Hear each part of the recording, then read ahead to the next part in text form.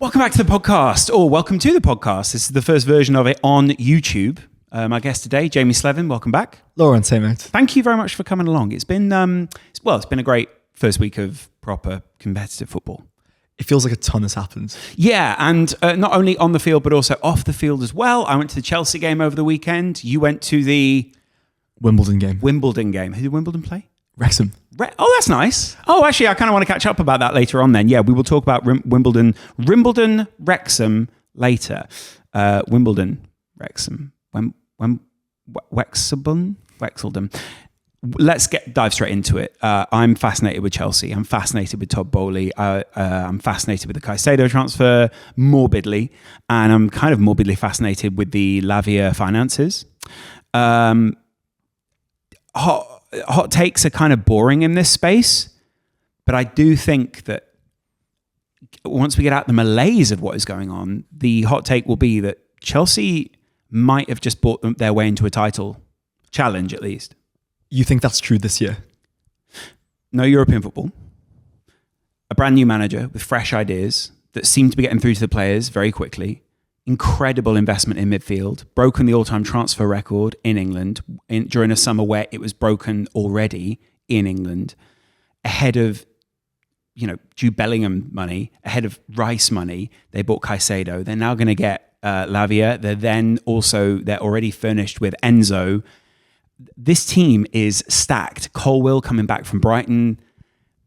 You've put your own goalkeeper in that you actually want rather than another goalkeeper that you spent way too much money on in the first place. Just the level of spend and then the level of confidence. All these, I feel like we need to almost unpack it in a sense, because I just feel like that there is.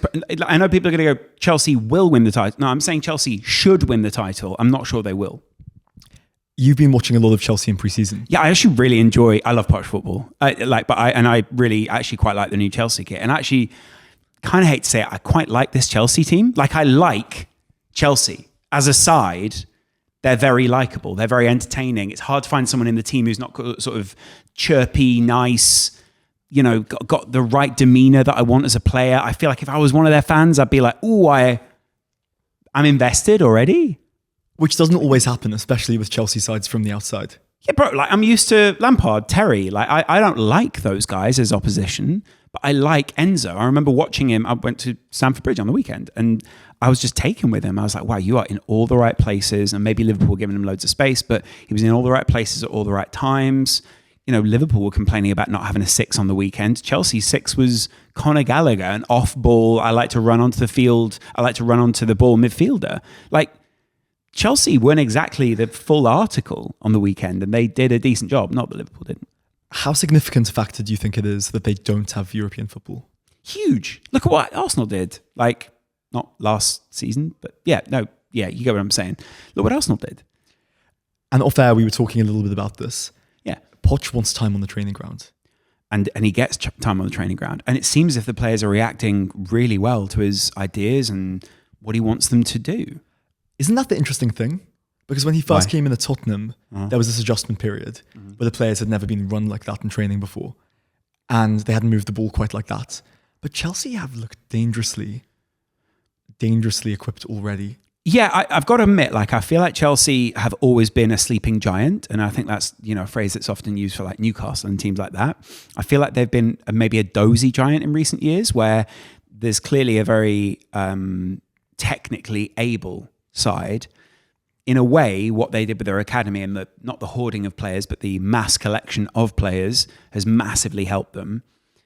And now they are kind of in a position where they have a coach that's able to just technically coach everything you need out of that starting 15, 16 players. Yeah, and Poch is almost the perfect man to come in when the squad is bloated. He's a trimmer. Because he's a trimmer. He's got clear ideas about what he wants, it feels. Mm-hmm. Someone I wanted to ask you about is Jackson, because you were obviously there on the weekend. Yeah. What do you make of him? Does he look like a potential Chelsea number 9? I've really enjoyed him in pre-season. I'm not sure he looks like your traditional Chelsea number 9. I think he looks more like a modern era of... He's a system number 9, if that makes sense. Back in the day, and he's not a Drogba. He's not really a Torres either. He's more of I feel like he's a combination player. I know it's weird, but like I was actually saying the other day, I don't hate the comparison of like the modern 9 for Chelsea almost needs to be like a Danny Welbeck type. Not someone who is in the same ilk as Danny Welbeck, but someone who's a combination player with Nkunku, obviously injured, Mudryk, Chukwuemeka, Raheem Sterling. I could just name all Maatsen. There's a player after Chilwell, Reece James. You could just name all the players. Enzo, that everyone can play off him. And even then, he was making runs into the box. I kind of enjoyed it. Yeah, so essentially someone who's mobile enough to link up with the other players in the type of football, but also hold it. Yeah, and I was trying to work out if he actually needed to hold it. I didn't think he needed to hold it all that much. I feel like actually the other Chelsea players did a very good job of that. So I'm not saying he is Danny Welbeck, but I'm saying there is this need for combination. And I'm trying to find another player where it's like that level of combination. Firmino was a very different kind of striker for me, although he is kind of in that mold as well. I feel like he's more of a combos guy, but that's also, again, I don't want to characterize him from what he's being asked to do by Poch. Because Poch is also probably asking him to combine, get close, do some intricate 1-2s, maybe even 3-4s in there. And that was the impressive thing, because watching him in pre-season, it looked like he was very, very good at running in behind and a decent finisher. And actually, I want to just point that out. There were moments where he had the ball in behind, but he was on the halfway line. And 99% of strikers, it feels like turn in, and he was just head down. He's a very head down player, but also weirdly, like then he'll make like a really accessible pass. And he's kind of, I think Chelsea in general at the moment know they've got space they can pass to, which goes to Chilwell or goes to Reece James or goes to Sterling or whoever's playing in those positions. Speaking of Reece James and Chilwell, do you worry that they're potentially over-reliant on their wing-backs? So I think what's interesting about that is Chelsea will not want to be caught in many close games. And I think Liverpool caught them in a close game when they didn't think they would be caught in that, if that makes sense. I think in the first half, Chelsea got completely caught out by Liverpool in terms of what they were looking to play. Liverpool looking to play front to back very, very quickly, get the ball out to Salah, get the ball back across, like just keep the ball away from Chelsea. And it seemed like Chelsea almost had an extra man on the pitch at times. Liverpool just couldn't hold on to the ball and also just couldn't win it back. But Poch, it's Poch football. They're playing numerical superiority and the players are getting nice and close together. It was almost similar to, not similar, but like the hunting in packs that Liverpool did. This was playing in packs that Chelsea did. It's also interesting because the transition in the game rotated quite a lot about Colwill on Salah. Yeah, Salah was so key up front, I think. Or at least the width for Liverpool was so key in getting the ball out to someone who was technically able to scare the centre-backs, pull them out of position. Also, because they played 3 at the back, it gave them that just the numerical superiority, but also this superiority of, well, we can just stick a man on Salah. And that was why I think Salah was so frustrated when he came off. He knew someone had gotten the better of him and he wasn't going to be granted the space or time to redress that balance. And that was the impressive thing in some ways about the Chelsea display. Yeah. Chilwell was really high, which means they were happy to leave Salah with the wide left centre half, which in this case was Colwill. Yeah. And I always, whenever I see Liverpool play a team that play 3 at the back, I just think, are they going to become a back 5 because they're so worried about Salah on the right? The opposite almost. What was really smart about them and what they did to pull Liverpool's midfield apart, because they knew that maybe, and I also think they'll play like this even if they're not playing Liverpool, but what worked really well was they pulled McAllister over to one side or pulled Szoboszlai over to the other side or pulled Cody Gakpo over to one side or the other side. And the midfield never quite knew they knew what their shape was meant to be, but they never knew in action when they're not in 3-box-3 or 3-4-3, where almost pragmatically where to be on the field. And that was in part because Sterling played quite deep. So it wasn't exactly obvious who should have picked him up. Really good combination as well with Reece James, and also really good combination inside as well. Sterling had loads of space to operate in the same way as Reece James did. And loads of people absolutely castigated Andy Robertson post-game, but I felt that was a bit unfair. I felt like it was more, there was someone lacking ahead of him, and it just meant that he was constantly outnumbered by Reece James and Raheem Sterling, and he will not be the only left-sided player this season to get caught there. And by the way, Liverpool have been playing that same trick with Henderson, Alexander-Arnold and Salah for ages. And you'd have thought maybe that, I think at times, I actually felt Robertson dealt quite well with it at times, because what people don't seem to think is, and this is what I guess I feel with Liverpool, when you play the odds, which is what Klopp is doing with his style of football, and I think a lot of managers obviously play the odds in modern football, but what Klopp especially is doing at the moment, you have to be willing to give away certain areas of the pitch and basically going, I'm going to rely on our centre-backs to cut the ball out here. I'm going to rely on X. And they really only got through once, maybe twice, where I think, the move from Jackson where he like cut across the front and the ball just went over the bar. There was that. He made that sort of old Olivier Giroud run to the front post. A lovely run, and that should have been a goal. That was the fact that wasn't on target. I think is shameful because Liverpool weren't giving them as many chances as I think people think they had. Like the post match from Sky Sports was as if Liverpool were 8-0 down or something. It was mental. But it is interesting. Like the more attacking you are in your midfield three, and we'll talk about this. But Liverpool obviously had to set up without a traditional defensive midfield player. Yeah, you kind of have to say we're going to trust our defenders 1-on-1. And for the most part, even though they've been criticised, Liverpool conceded the goal off a recycled set play. Yeah, which is, again, the pragmatic nature of what is going on there. Who is where, like, how quickly can we get the ball out the box? Quite a few times there was issues around kind of where are you meant to be? Where am I heading the ball to? Before they knew where the space or the player was going to be. And it felt a lot like they didn't know where Salah was going to be as the outball or whoever's going to be at the outball. And also, Chelsea did a good job of cutting that out. I feel like Poch is am I wrong in saying he's top? If you say top 3, someone gets annoyed. He's definitely top 5 managers in the league because there's Pep, Klopp, Arteta, Klopp, Ten Hag. Postecoglou's not top 5 because just purely based on, I guess, very top tier pedigree. He's got the real potential to be there. De Zerbi, good evening. Do you know what? I think Poch is ahead of De Zerbi. Poch has earned the right to be ahead of De Zerbi. Right, and the same as whatever the Aston Villa manager's name is. What's he? Emery. Unai Emery. Yeah. The question I have for you about Chelsea is they've obviously spent almost £200 million just on one set of midfielders. On one set of midfielders. Can they play together with Enzo? So that's in a midfield 3. So I feel like there's the two can definitely be Caicedo and Enzo. That's like Caicedo and McAllister. That's like Caicedo plus whoever, right? That for me is, you have to be mindless to say that doesn't work because Caicedo just does so much of the work and also just sits exactly where Gallagher was. So cool, right? You've just got an upgrade on Gallagher, I guess. And then Enzo has that freedom that he just needs to operate, and it kind of gives him that. The way that Chelsea press, it feels weird not saying Spurs, that the way that Chelsea press, I think that works. But then the question is the following. If that double pivot is the one that makes the most sense, where does Lavia play? Are they just spending £65 million on a body? Now, calling a squad player body, I think is maybe disrespectful, but I get what you're saying. I can't see how he starts a game unless there is this need, unless he's going to start further up the field and they're really going to play 2 8s, because he's not. Lavia, I'm not 100% sure. I think Liverpool didn't want to go for him because they didn't think he would be their single pivot. And I don't feel like Chelsea see him as maybe they see him in the long run and he could be a single pivot. But why would you buy Caicedo and then buy another single pivot? Maybe you're worried your big investment might be out for a few weeks and you've not got anyone to go there.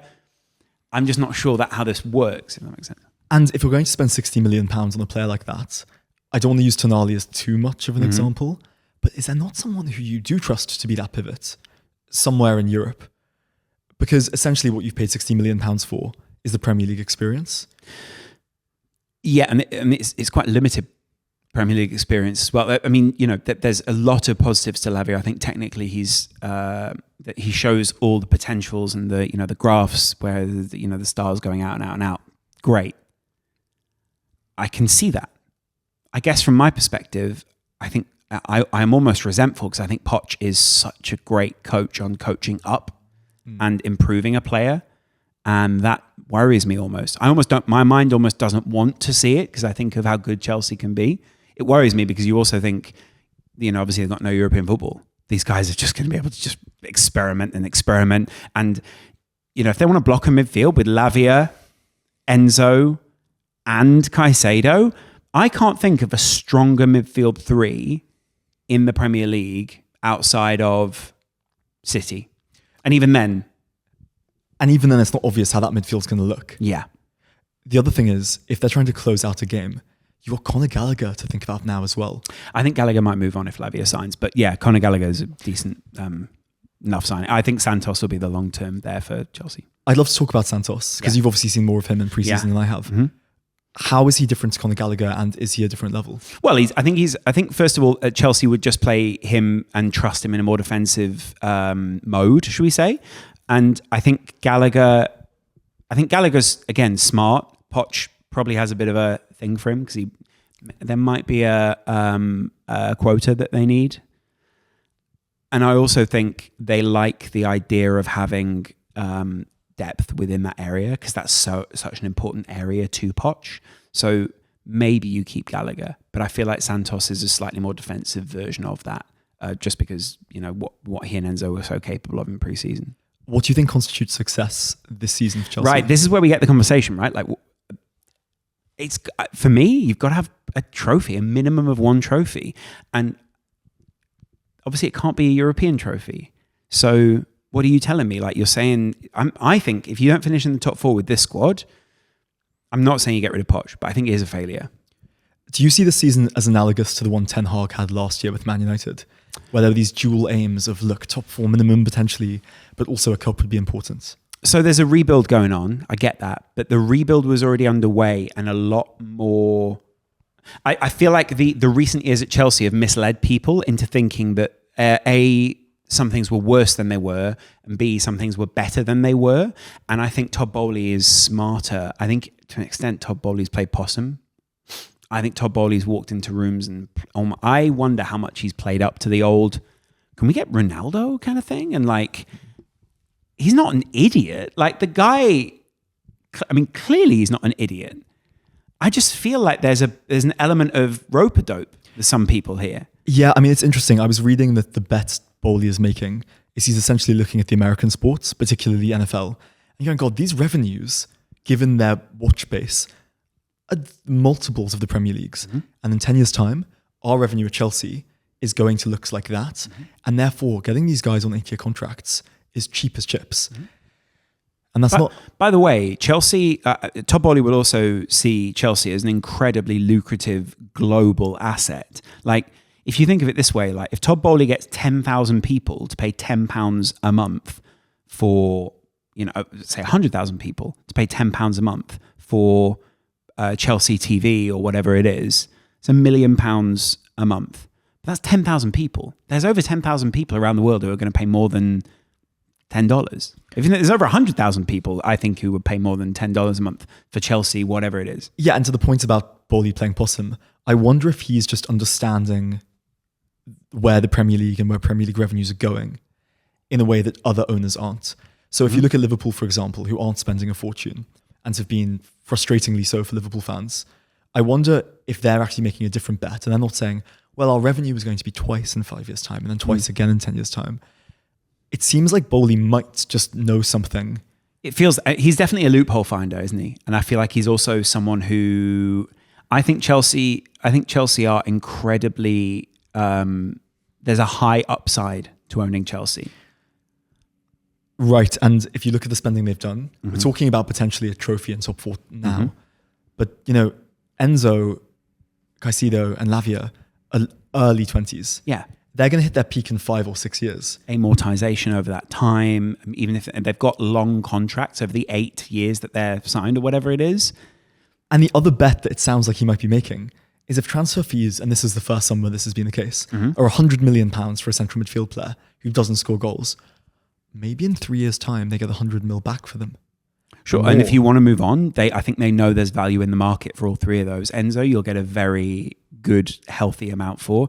Caicedo, if he begs for a move to Barcelona or Real Madrid or wherever it is, he's on an 8-year deal. Fucking pay us, do you know what I mean? Yeah, so maybe the bet is, okay, we're paying 115 mil, but we're paying really 40 mil. Yeah. Because we're guaranteed 70 on the resale. Yeah, if we want it.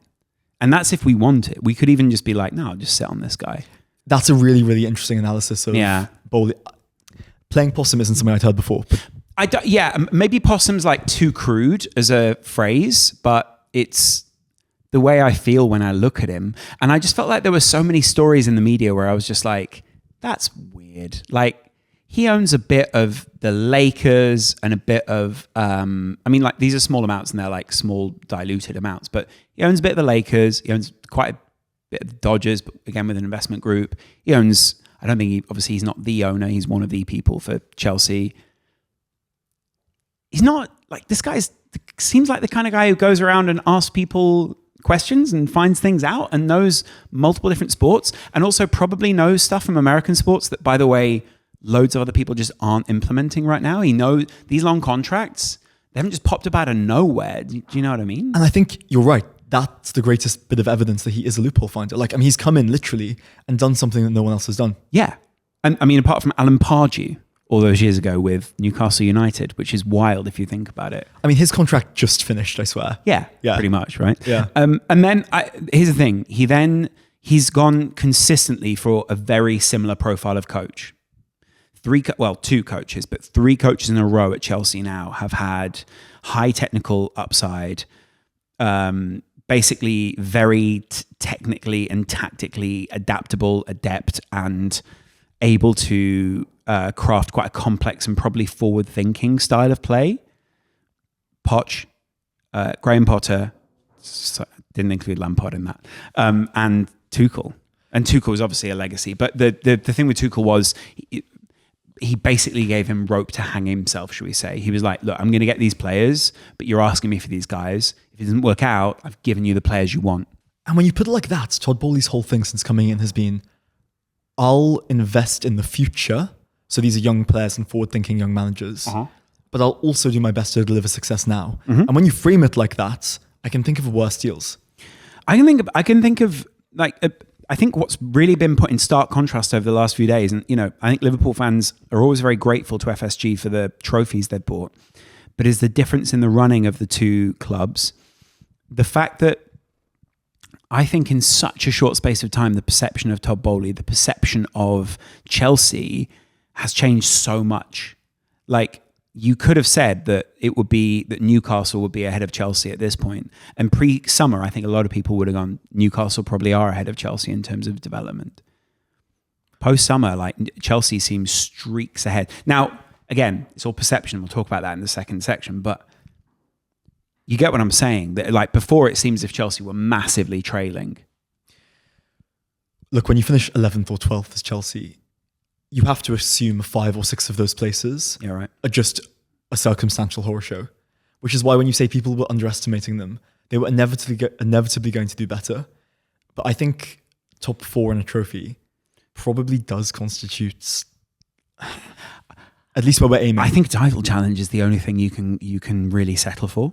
I also think that Chelsea have this hunger, this almost greed-like element to them where it's like, yeah, we want this ASAP. It's just the way the fans are. And I'm not saying greed is necessarily I know it's a sin, but it's not like it's not a quality that Chelsea fans aren't trying to embody. Like, they seem hungry for that kind of thing. And Chelsea are a club who seems to be so momentum-based. When it's going good, it's like they fall in love with the manager. They win the Champions League. Yeah. And I think Poch will have come in and set both of these as goals. Win the Champions League with Chelsea, which if they were in the Champions League, I could see this side getting to the latter stages.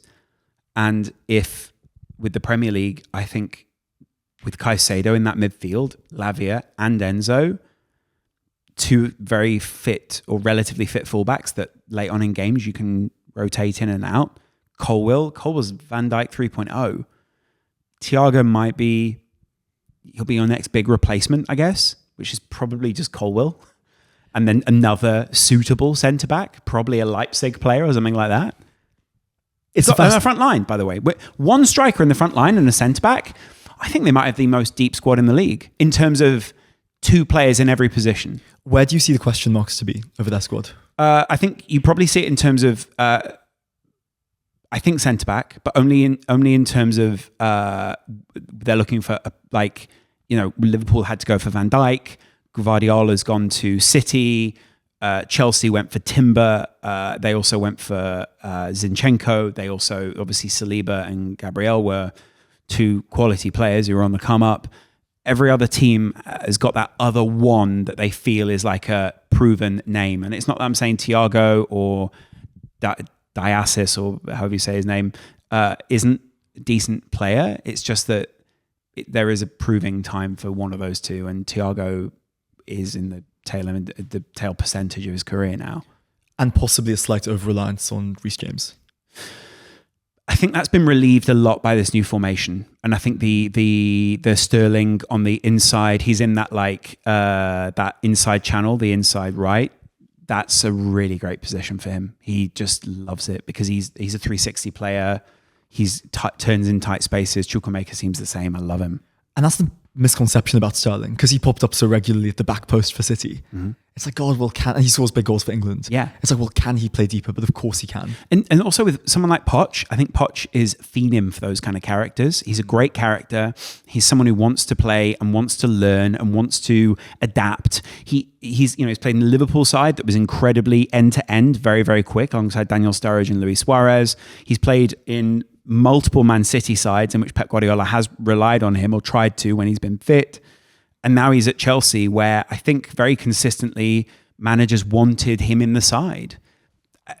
You can't go through that much and say, oh, he's a bad player. Like, I'm not saying I think he's like Messi, but consistently managers look at him and go, brilliant, we'll take that.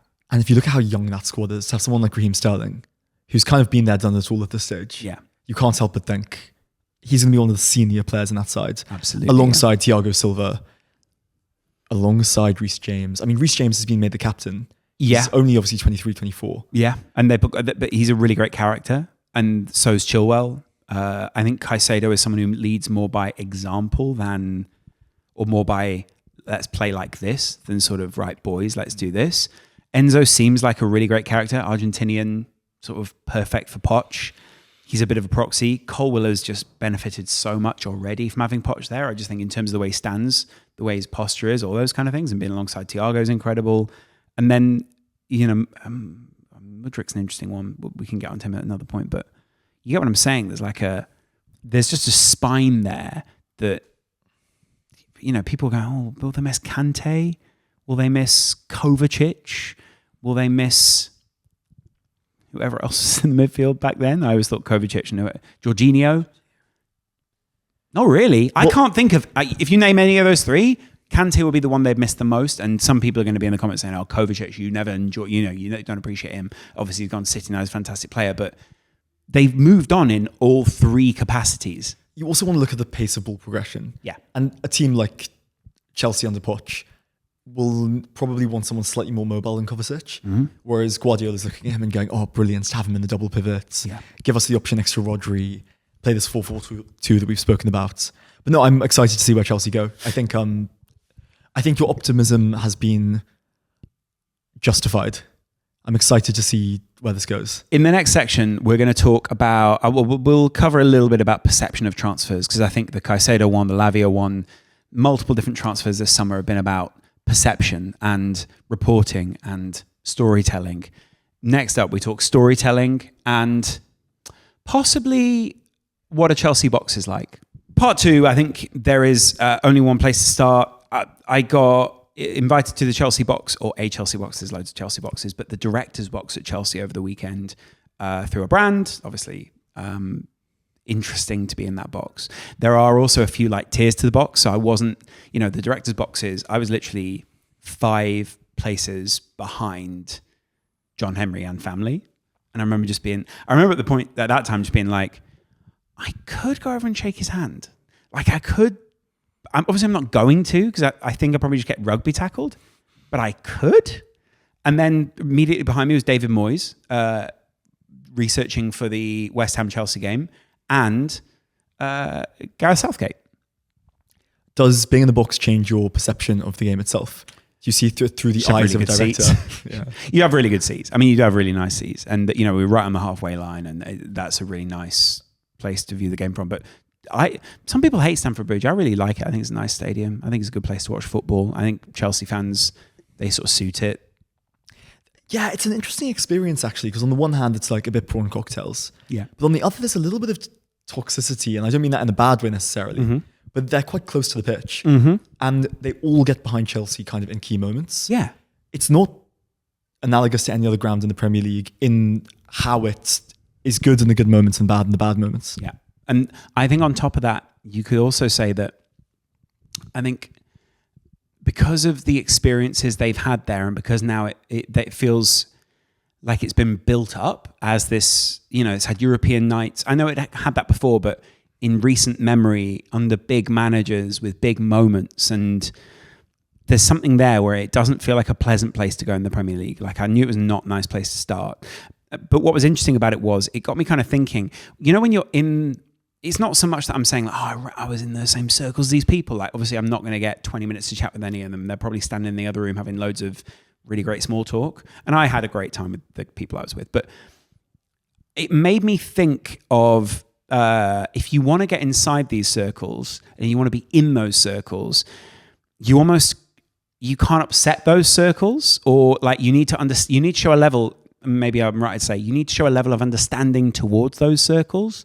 So it's like, I was thinking, like, what if I was to talk to John Henry? Not so much that I could, but what if I was? Like, what would the conversation actually be? Because it couldn't be, so you messed up the summer. Like, that's just not how it works. And equally, it couldn't be something totally bumlicky, because right, that's not establishing a relationship either. A parity. It's a fascinating question. I mean, in my mind, the answer might be something like a comment, a neutral/positive comment on an interesting piece of the puzzle. Sure, but even then, maybe do you want to challenge people? Like, what kind of personality is in the first place? Do you even want to be? Do you want to be liked by John Henry, or do you not want to be liked? Is it key? What should your relationship be like with the owner of your club? Well, I'm very. I want to challenge billionaires. I don't want billionaires to be the people who sort of get away scot-free just because they're super rich. But at the same time, like, I get it. Like, Man City fans say, like, there's these people who've come in have given us a great memories, and same with Newcastle fans, all these kind of people. I'm not for sports washing. I'm also not for owners that I don't feel are always, I don't know. It's hard to work out. Like, we were talking about Todd Boehly in the previous section, right? How fair are people to him? Like, who are we believing? Who are the storytellers of our time that we can trust as accurate sources of character, of unimpeached truth? And let's use the recent transfers and the narrative around them as the example. Lavia and Caicedo both looked like they were going to Liverpool at one stage. Well, I mean, for Caicedo, it was for 2 hours, 3 hours, maybe a morning, or a portion of a morning. For Lavia, it was just on for a while, right? And clearly Liverpool just didn't value him over a certain amount of money, so they kept dragging their heels. Or maybe they were kind of using him as a smokescreen a little bit, as a bit like, and it was just allowing them to go off and make other inquiries. But the interesting thing is, with both, at some point they picked Chelsea. Mm-hmm. Now, the way that's being spun is loss. You have to have lost. There's no way that you could inquire and not want them. There's no way that you would bid and not want them. There's only winning and losing in the transfer market. And despite the fact that there are many other profile players that profile well in that position, I do think you can say that Liverpool lost because they did lose two of the players that you would have put fairly high up the list. But if you'd have asked me 6 weeks ago about Lavia, I probably would have said, I don't know if he fits the profile. Like, he profiles quite similar to Bajcetic, quite similar to a couple of other players. Maybe he's not 6 in the way that we want our 6 to be. But in some ways, transfers are such a weird thing to win or lose because you don't know how they play out. Right. So you feel the elation is what do you want short-term elation and therefore a win, or do you want long-term, or do both correlate? I mean, immense caution should really be the only emotional reaction to spending £115 million on a 21-year-old. Yeah. It doesn't feel like that. But if you look at Cucurella, they were like, we beat City. We beat Manchester City to him. Yeah. Or if you look at Basuma at Tottenham, they were buzzing and expecting him to hit the ground running. So it's just interesting that the immense caution like that this should be treated with is thrown out the window because you essentially extrapolate. So you go, Caicedo was brilliant for Brighton. He'll be exceptional for 10 years in our midfield. And the emotional reaction correlates with that. But, if you bought a stock, you wouldn't be elated because it was going to go up. You would go, well, it might go up, it might go down. And the amount it could go up, the amount it could go down, and the relative probability of both would dictate your emotional reaction. And we don't seem to have that here. And that's what I find interesting. Obviously, there was that Twitter is also a place where there are it's famed for huge emotional reactions, probably overreactions. Cool. But then to say that all those people are as informed collectively as a fan base, I find very weird. Like, I get it. Like, you can game the system, you can Andrew Tate your way to the top and go, I'm going to say something really controversial here. Like, he picked it because Liverpool is a shit. Oh, it's like, no. Like, that's a really weird thing to say. Also, how often Caicedo or Lavia would find themselves in Liverpool city centre or anywhere around the city, relatively low, actually. So maybe he doesn't like Knutsford, or maybe he doesn't like Cheshire. Or maybe the flight to Ecuador is easier from London, and his family are excited about it. The point is, it's total, and it's all total speculation. And not only that, but like to say that I get that Chelsea are part of London, and obviously there's a huge proud element there. London's not just Chelsea, so there's like, if Caicedo goes out in Highbury, do Arsenal have a small like piece to play in their Champions League ascension? Like, do you get what I'm saying? Like, London's a big metropolis. Obviously, London is alluring to someone. Yeah, duh. Like, of course it is. But the likelihood of Lavia or Caicedo getting the benefits of that, where they can't get them just anywhere with a concierge service or whatever it is. It's also not obvious that players live on the King's Road. I mean, you end up living in... Imagine if they did. You end up living in the countryside, basically, because you want the privacy. Right, and the Cheshire... Close to the training ground. Right, and the Cheshire countryside, which is where you... Which is beautiful. Which is gorgeous, and where all United and Liverpool and Everton City players live. Very close together, by the way. So, Liverpool and City players, Brazilians in particular, would go to each other's houses almost every day. Right, so it's just difficult. Anyway, the point being, like... There's something almost religious in the urge to explain things. So we go, well, Lavia's picked Liverpool. Right. Or Chelsea. Need to explain. It's this. This is what I've been trying to put my finger on for ages, and what annoys me to an extent about modern YouTube is this need to explain. And I get it. Like, I say this as someone who's done plenty of explainer videos. This need to explain from a position of, or at least a perceived position of, insight that I'm not sure is always there. And this is the other irony of Lavia. How many fans on Twitter, I'm not talking about match-going Liverpool fans or Chelsea fans, have seen a huge amount of him? So you're talking about a man you've basically not seen plays, motivations that haven't been published, and may not even be clear to him. We've all had the thing where you do something and it feels right, but you can't quite explain it. Yeah.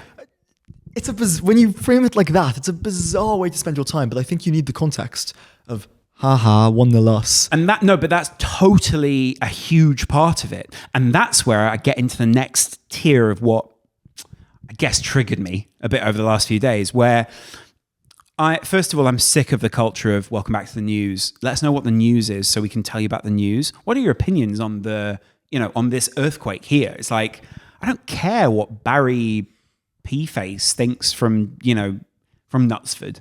I don't care.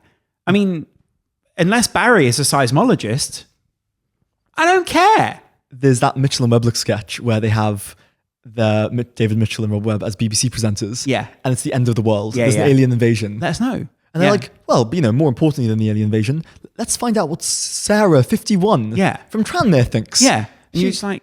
She says, well, one thing about these aliens is they sure know how to organize an invasion. Yeah. It's like, right. This is contrarian, but almost need to please the audience, which is where, don't get me wrong, I think Fabrizio Romano has a lot of valuable insight. And I think, more often than not, he probably does have his finger on the pulse. I just feel a sense of like pandering maybe sometimes that, I get like maybe it's just hard as a journalist. That might partly be your position. And you can't expect a journalist who is like a mega famous journalist to be neutral almost. There are just times where I wonder if these guys get used as like mouthpieces, or if they kind of do how important the words are and what they're saying and the way they frame it is important. Like the fact that someone went to Fabrizio and said, hey, Caicedo wants only Chelsea. He then puts that out into the world, right? Cool, like that's reporting. You're not really are you a journalist if you're not synthesizing the info? Do you get what I'm saying? There's like a bit of a trade-off here that he's making where it's like you become a bit of a mouthpiece for whoever it is that you get the information from. And this like unfiltered idea of just like, well, I'm just saying the facts. Well, it makes me think of the first season of House of Cards. Right. Where you have Zoe Barnes, the reporter, Yeah. who goes to Frank Underwood's house and says very straightforwardly, you tell me what to say and I'll write it. Yeah. And on the one hand, it's journalism because it's reporting. But as you say, what you're really doing is framing the narrative on behalf of the person giving the information. And by the way, I love actually that very often everyone has a horse in the race in this. So suddenly there are people on Twitter who believe that because Caicedo now favors their team, they need to find a moral way of building him up. Well, of course the player wants to go to Chelsea. Like this guy's not, first of all, he's not an idiot. Of course he wants to go there. But secondly, he feels compelled to go to Chelsea because we've had a long-term relationship with him and he should keep his word. And if he keeps his word, he's a man of his word. So these are all these kind of like dominoes that just have to fall in order for your logic to just like fit together. And none of them are validated by anything. Well, having made the religious comparison, right, there's almost something political here where you'll have a hardline Democrat or Republican who have their conclusions already decided. And then the art of debate is the art of reverse engineering the intellectual framework to get there. Right. Which is what you're saying here. It's like, oh, hang on, boys, so he signed for us. That's good. It's all about upstanding moral character. It's called player relativism. You arrange yourself relative to how your player chooses to be. It's happened multiple times in history, right? Like Luis Suarez at Liverpool, people played player relativism. He's our guy, and not credit to a lot of players. They credit to a lot of people. They didn't do this, but I think a lot of people were mentally subject to, he is our guy. What do we do? Like, how do I back a player, but not someone that I think did something wrong and immoral? Do you get what I'm saying? And you could actually see this in real time because, he's going to Liverpool, he's going to Chelsea. So you had sections of Chelsea fans and Liverpool fans going, boo, and then 2 hours later going, shit. Well, if he turns his back on us now, I'm like, what do you mean if he turns his back on you now? He owes neither side anything. Neither side have really committed. And I thought this as well. I thought what was interesting about the Liverpool inquiry and therefore bid for Caicedo was interesting. First of all, Liverpool went in and had a chat with Brighton. They had that chat at the same time as allegedly Bayern Munich looked in and then went, well, we're not going to bid. So what were those two teams told that were totally different to each other that made one go, we'll put a bid down, and the other one go, no, not for us. Now, it might just be price, but for me, there's other conversations that are going on there. There's something relative about the interpersonal relationships between everyone, and that speaks to an element of this where it's like, what are the relationships like between Liverpool and Brighton? Relatively good at that point because they'd already done the McAllister deal, but also good relationships between Chelsea and Brighton, allegedly, because they'd done Colwell and they'd done all these other things and they'd done months of groundwork laying. I went to go see a guy called Daniel Guy speak, and he is a lawyer, football lawyer, and he was doing a talk on agents at Birkbeck University, and it blew me away how much of where someone ends up is who's mates with whose agents. Yeah. Like you play Football Manager or FIFA and there's a shortlist and you bid. You don't realize it's like, well, that shortlist is really only these 5 agents who you have relationships with. Yeah. And who they're incentivized to push. Yeah. And within that then, the relationship over like, how much the agent can sway that player. How much it is like, hey, look, like, you're going to make money either way, but I make more if you go to Chelsea. So let's just talk about that because we were saying earlier that the agents kind of want their 12.5% for as many... whatever percentage they've agreed with their client. I wonder if that's like a standard thing within the industry or it is like 12.5 or whether some agents are more like, I got you 300,000 a week, give me 20, Yeah, percent. It would make sense because agents are offering different things. Yeah, but also I wonder whether there are like standards that just keep it from being like in a completely extorting relationship. Right, so there's like a benefit to the standardization. But I wonder if you as an agent would rather Caicedo sign a 9-year deal for the 4-year deal? I'm asking. I don't know. What do you think? Well, it guarantees you, say Caicedo signs 100 grand a week, whatever it is. If you get 12.5% of that per month, that's £50,000 a month. It's very healthy for the next 9 years to receive £50,000 a month. And as an agent, you're probably hugely influential in the decision where your player goes. You've got a good relationship with them already, or you've got a relationship that at least they trust you with. You've got a relationship with the club. I'd imagine there's something where you basically say you're locked in with me for at least this period of time. And they know your family. They've looked after you from Ecuador to England to Belgium, back to England. And they've guided you all this time. There's kind of a bit of a binary, like, why would I leave them? What else can I get? Is the grass always greener? You do see people switch agencies sometimes when they want to go to a certain club or when they want to make a certain kind of move. So I can understand that. You know what's interesting too is it strikes me of how important it is that the footballers' incentives and the agents' incentives are aligned. Right. Because otherwise you end up being Neymar. Oh. Yeah, exactly. I felt like Neymar was always an interesting one. I think like we can discuss that. That's almost a whole other podcast. Neymar, I think, is actually another podcast. Sorry. It just is. No, we'll float it, believe it, because I think there's so many moving parts to the career, the decisions, the agency, the expectations. The ascent, the descent, the perception, all these different things. The fact he hasn't missed his sister's birthday for 13 seasons. Yeah, and the fact that there were very limited options for him last season into this season. And the last thing I'll say about Neymar is he kind of feels like his ascent and descent tracks how collective the game has got. Sure. And and you kind of wonder, like, often I think to myself, I'm like, well, and this is the other aspect, is perception is a huge part of this, and what you want to see, what you want to perceive. What was interesting was I made a video one day about Caicedo going to Liverpool, and I said why he would fit, or maybe I put will, but either way. But in the video, I literally said, this is why it'd be great for Liverpool. I still think he goes to Chelsea.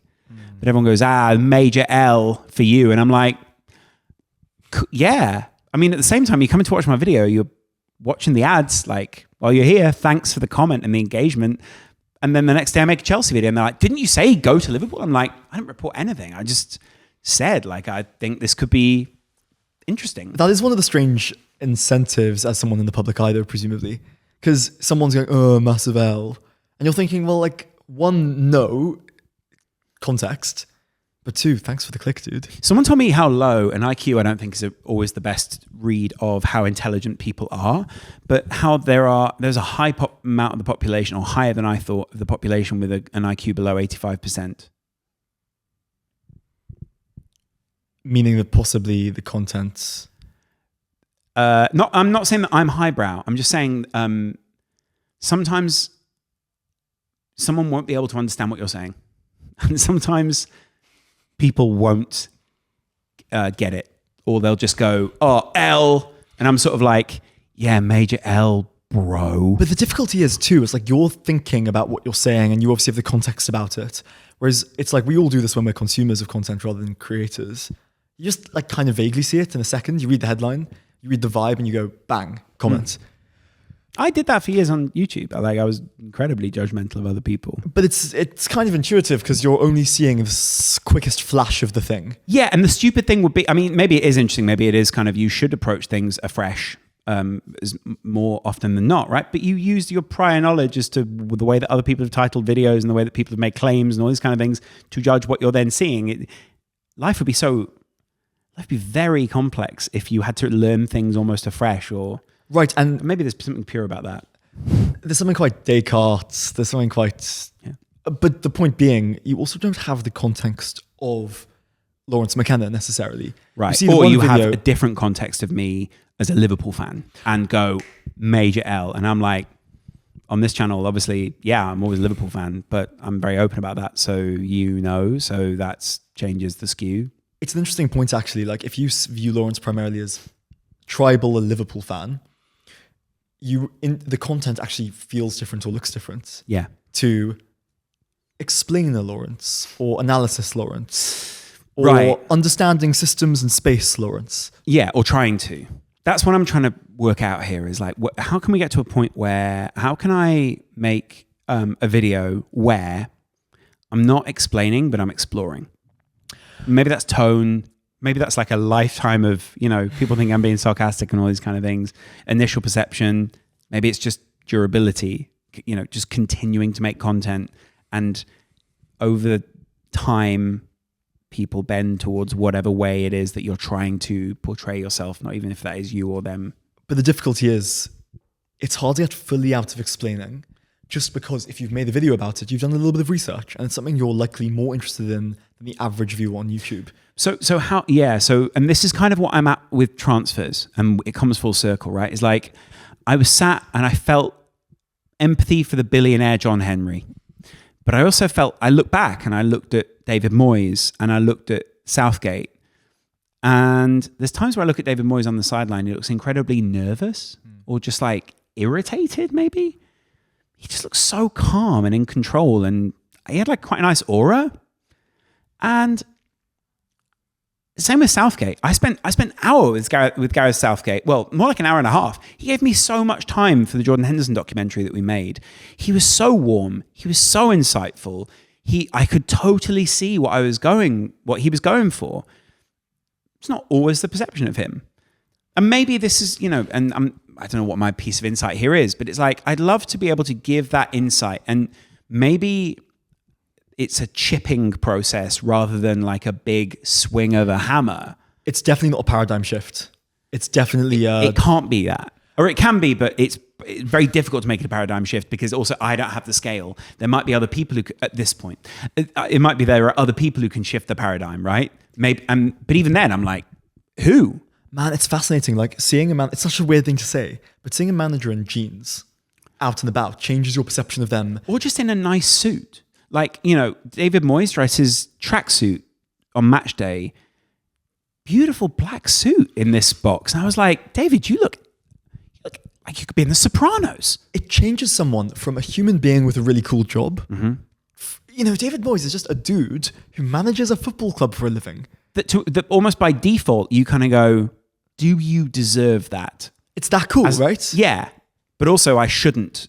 Like, maybe that's my envious side that I shouldn't allow to dominate.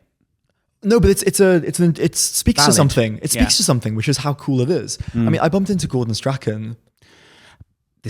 Gordon Strachan is like the classic of this. Like, Gordon Strachan is one of those people who is like, sorry, carry on with story, but you can lay a foundation there. No, you're dead on. He is the grumpiest, scariest dude. I met him in Notting Hill. I bumped into him. At the carnival? He was there topless. Whining. Catching a wine. And I was in a restaurant in Notting Hill. Dirty Strachan, they call him. Christ, help us. Yeah, sorry. Yeah, and I was having lunch with my friend Sophie. Like, it was Gordon Strachan, I was sure, but you can't ask someone if they're Gordon Strachan if they're not. So I got her to walk past. I'm a middle-aged woman. Yeah, my name's Claire, I'm 21. Yeah, I'm so sorry. And I got my friend Sophie to walk past and hear an accent. Yeah, nice. Anyway, so I said, Gordon, what are you doing in London kind of thing? And he was chatty and relaxed. He's Gordon Strachan. And he's Gordon Strachan. And it's a fascinating point you make about like the roles we occupy. Yeah, and the perception of that role. Now, the same goes for Fabrizio Romano. I think there's a performative element. We've gone on way too long here, but the performative element of being Fabrizio, just the fact that I can just say Fabrizio, being Oliver Kay, being whoever else it is that does all of the big transfers. There are loads of people who have the person they wait for. I can't remember who the guy for The Athletic is, actually. You know exactly who I mean. Yeah. Yeah. Not Ornstein. Ornstein, sorry. Yeah. So being Ornstein, the performativity might get in the way of some of this. I think this is probably true for anyone in the public eye. I mean, having got to know you, I have a different impression of Laurence McKenna than I did. Now, Worse. Like unspeakably Right, worse. yeah, right. I mean, like levels. But the truth is, anyone who gets on camera, and I'm very new to getting on camera, you can't help but be wearing a hat of sorts. And then when you see someone out of that context, oh, yeah, of course, now that makes sense. But it's a very small percentage of the time. I think the medium is the message. People will be unsurprised to hear me say that. But I think the medium is the message. Like, there's an element to radio back in the day which probably could have made people like weirdly famous. You can't see the face. You can kind of imagine who they are. we know what Fabrizio is like. We know how he speaks. We know how he Here acts. Here we go. Like, there isn't, like I said, and here's what I've really been thinking about a lot in recent weeks. Whatever theory you have about anyone, about any people, about any, body of work, it very often is off, like even just minorly. But even if it's off just a little bit, you can be so wrong with what that person is like. And on top of that, you don't think of it as minorly off or on. You think of it in quite a binary fashion of like, my theory, or at least it's not how I think about it, but I'm trying not to. Your theory can either be binarily wrong or right. And do you get what I'm It's like a golf ball. If you hit a golf ball a millimeter off, it goes 30 yards wrong. Right. Over the course, when it's initially coming off the tee, it's not that bad. Although very often you will know anyway. No, right. But you get what I'm saying. That's correct, right? Yeah. And that's the point. The more solid, certain you are on your unifying theory of whoever this person is, the more subtle errors go bad. And the point at which you know where the ball is going and where you think you know where it might land, it's also subject to the most other forces that could change where the ball might land. Wind, rain, dryness in the air, all these different things, right? And then the point where it lands, like you're not necessarily in control of that either after it's been through the air. So it's like golf is almost a really great idea, like great way of visualizing how you launch your ideas, how the ideas come up, how the ideas then sort of peak and then trough, and then how they softly land. And like we think of ideas as like landing. I think ideas sort of land and roll. And I don't know why this is relevant to football, but it's totally relevant to football. No, but I love it. And also, just to tie it back in directly, when we're judging these public figures or transfers or whoever it is, we're judging them 1 second after the ball's been hit. Right. And it's like, you have no idea how Caicedo's going to do. But also, and on top of that, you're judging a whole round of golf for Fabrizio Romano from one tee shot or possibly even a bunker shot when he's like, oh, I sort of talked myself into a corner here. I was wrong. I need to chip out and onto the green. It's like there's a whole series of different shots and different wedges that he can use. Maybe he's slightly just painted himself into a bit of a Fabrizio Romano corner. It's quite it's an analogy that works really well, right? Because people have bad days. Right. And you're judging someone's whole ability as a golfer on their worst day. When they're texting a bit drunk and a bit pissed off. Sure. And on top of that they may be texting on bad information, or, they may be rushing against a David Ornstein or a Fabrizio or whoever it is. That's the nature of news, like the nature of journalism, the nature of like being first and not being necessarily right. What's the bet? Like, there's also, like you often say, it's about, what's the word? Like, I guess the benefits of being wrong or being right, or the benefits of being right are outweighed by really just being quickest. And this is why football is such a fascinating medium for conversation. And this is why we always end up somewhere like this. Because the principles that run through something like, like the transfer market, you can't help but have a conversation that goes, right, well, isn't it interesting that like being faster or more provocative might have more instrumental value than being right? To finish that point, I think is really interesting, is actually all of that is a crazy sideshow to the fact that I think very often, so for instance, with the Jude Bellingham transfer saga, instantly in your mind, when Jude Bellingham goes to Real Madrid, your first thought is, then why did he hang around with Jordan Henderson and Trent Alexander-Arnold so much in the England squad? Why did he do X, Y, Z? Why was he liking this? And what you really realize is the players are they're coming at it from a completely different angle. Obviously, it must be fascinating and hilarious to see your name tweeted by Fabrizio Romano, and it's a big moment that you might have the most liked tweet from Fabrizio's account that summer. But as a football player, that's a minor shot in your golfing life, right? But what's interesting is those guys, from some perception I can see, like other people's transfer Instagram posts. And even if it's like someone going to City and the Liverpool player post below, like when Gvardiol went to City and Szoboszlai went to Liverpool, Szoboszlai put below Gvardiol's post, like flames emojis. You guys are directly at odds with each other. But they're both happy that some billionaire thought that they were valuable enough that they paid them the absolute bag. And they both think that's how they see the game. Is like, how can I get my money as high as possible? How can I run in the circles that are going to get my money as high as possible? And how can I be as relevant for as long as possible? Because it might be that one day I want to play with that guy again, or it might be that I want a transfer to that team, or it might be that, I want to get into the Nike rep. I love that. And it also shows that they kind of on one level recognize they're part of the same paradigm. Yes. It's like, I've just been bought for 90 million, being bought for 110 million. Right. Fist bump, brother. How do you identify? Because what these guys actually now know about each other, and I find it fascinating. I think a lot of them still don't know exactly who they are and are still discovering who they are on a personal level. They understand they're part of the 1% or the 1% of the 1% who got the opportunity to be a professional. And I mean, like, top tier. There are loads of people who can be a professional football player, but top tier, you got that contract that, you maybe, I think 10 years ago as a 16-year-old or 14-year-old, you wouldn't have even thought that you could earn 20 million in your career over 5 years. And 2 years ago, 18 months ago, Caicedo wouldn't have been signed for that money. So they're not only just the top of the best, they've also existed in the exact summer at 22, having had their best year for a club that was fashionable. The stars aligned. Manager, yeah. And as those stars aligned, you were followed by all the other people who won the lottery as well.